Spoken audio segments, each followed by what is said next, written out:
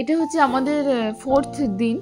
আর এটা হচ্ছে কর্ডিয়াল হোমস্টের বাইরের যে ভিউটা, সেটা আমি বলেছিলাম যে সকালবেলা আমি দেখাবো যে কর্ডিয়াল হোমস্টের বাইরেটা। এই হোমস্টেটা খুবই সাজানো গোছানো। ওপরে হচ্ছে ফলস ব্রিজ, যেখানে আমরা একটুখানি পরে যাব। আর এখানে যে জলটা দেখছেন, এটা কিন্তু আর্টিফিশিয়াল। খুবই সুন্দর এই হোমস্টেটা। আপনারা যদি যান তো আমি কন্ট্যাক্ট নাম্বার দিয়ে দেবো, ওখানে আমরা কন্ট্যাক্ট করে বুক করে নিতে পারেন। হোমস্টেটা অত্যন্ত সুন্দর আর সার্ভিসও খুব খুব ভালো। আর এই হোমস্টেরই ফলস এটা ব্রিজ, এখানে আমরা ঘুরে দেখছিলাম হোমস্টেটা। আর সামনে থেকে বা এই ফলস ব্রিজ থেকে ভিউটা ঠিক এরকম।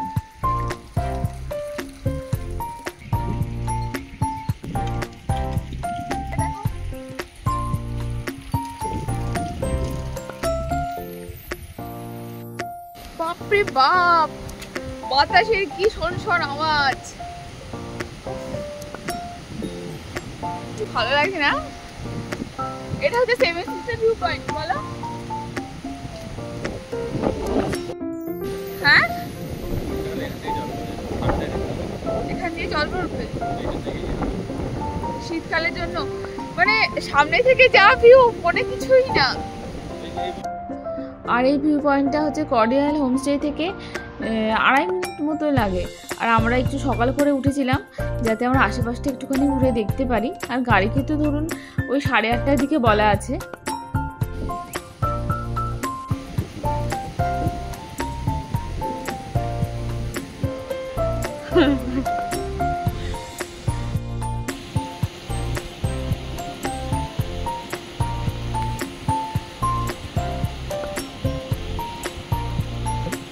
তারপর আমরা ওখান থেকে খানিকটা এগিয়ে গিয়ে ম্যাগি আর চা খেয়েছিলাম।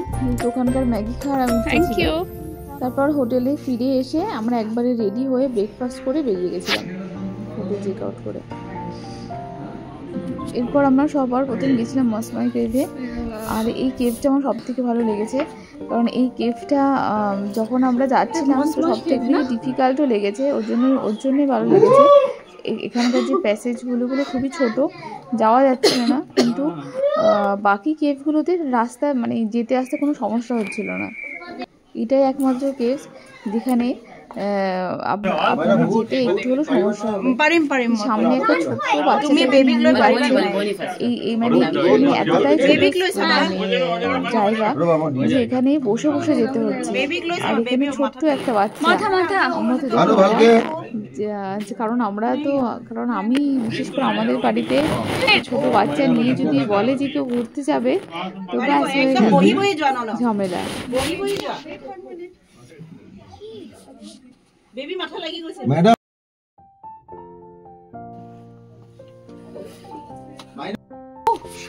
দাঁড়াও, আরে বই যা ও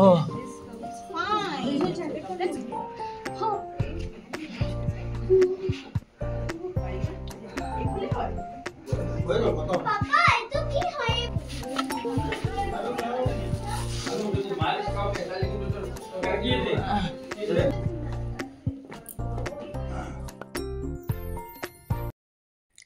এরপর আমরা যাচ্ছি হচ্ছে ডাউকিতে। এটা আমাদের ঘোরার হচ্ছে মূল আকর্ষণ। আর তখন এই সময় প্রচুর ভিড় ছিল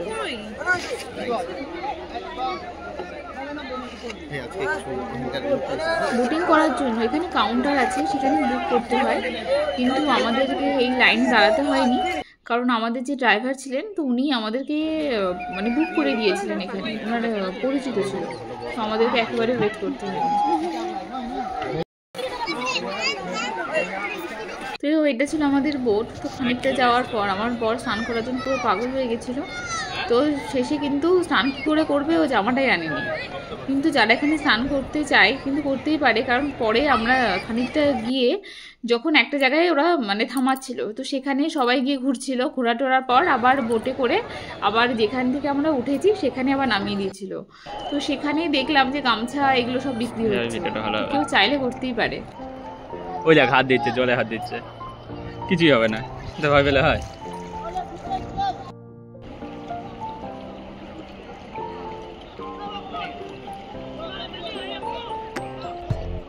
হাত দিয়েই করো জল। अरे भीतू पानी तैर सकता है, तैर लेता है। ओए ब्लैक का आपका है।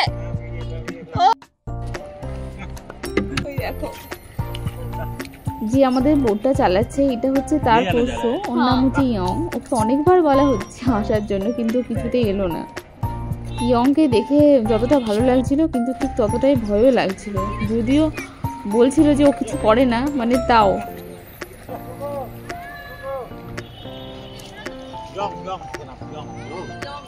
ইয়ং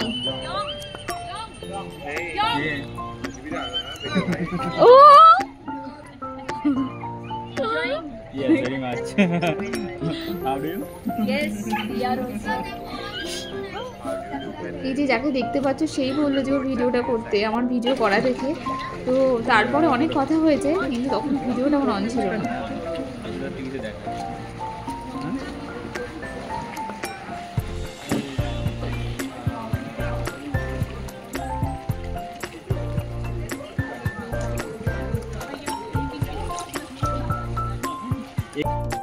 এই দেখো এই জলটা দেখো, লুক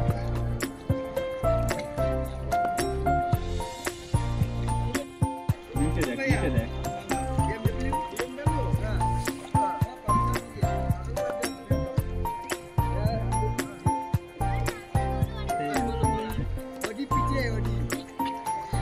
ক্রিস্টাল ক্লিয়ার জল।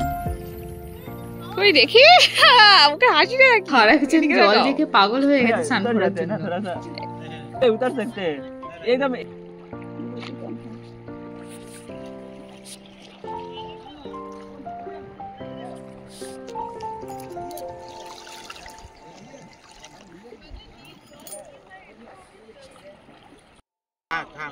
यहाँ पे नहाएंगे, कहाँ पे नहा सकते हैं अच्छे से वो बोलिए। वो परेंगा, वो बोट परेंगा इधर है। उधर नहीं, मुझे यहाँ पे नहाना है।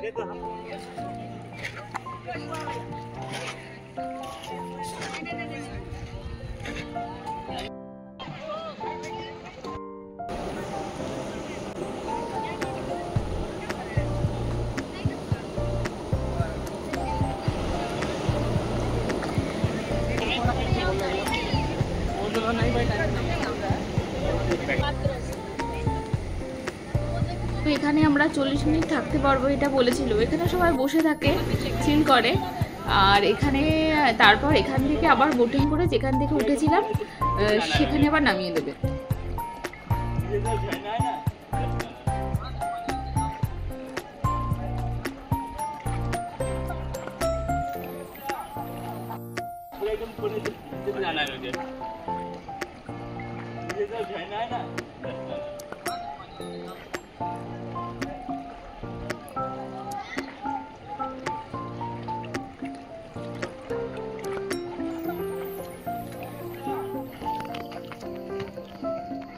Cleanest village.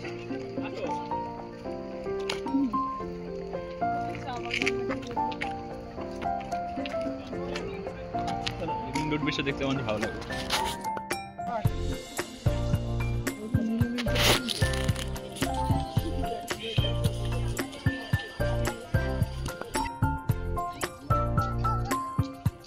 Another village.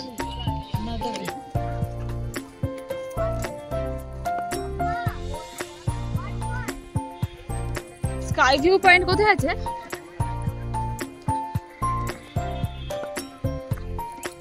এরপর আমরা গেছিলাম হচ্ছে লিভিং রুট ব্রিজে, কিন্তু সেখানে সন্ধে হয়ে গেছিলো তাই আমি আর ভিডিও করিনি। তারপর আমরা খুব তাড়াতাড়ি ওখান থেকে ঘুরে আমরা কিছু ছবি তুলে তারপর আমরা ওই দিন রাতেই আমরা গুয়াহাটি ব্যাক করি। তখন মনে হয় 1টা বেজে গেছিলো। তারপর ওখানে আমরা একটা হোটেলে থেকে তার পরের দিন আমরা আমাদের কোয়ার্টারে চলে যাই। এইটাই ছিল আমাদের হানিমুন ট্রিপ। আর ভিডিওটা ভালো লেগে থাকলে অবশ্যই লাইক করবেন। আর দেখা হবে আপনাদের সাথে আমার নেক্সট ভিডিওতে।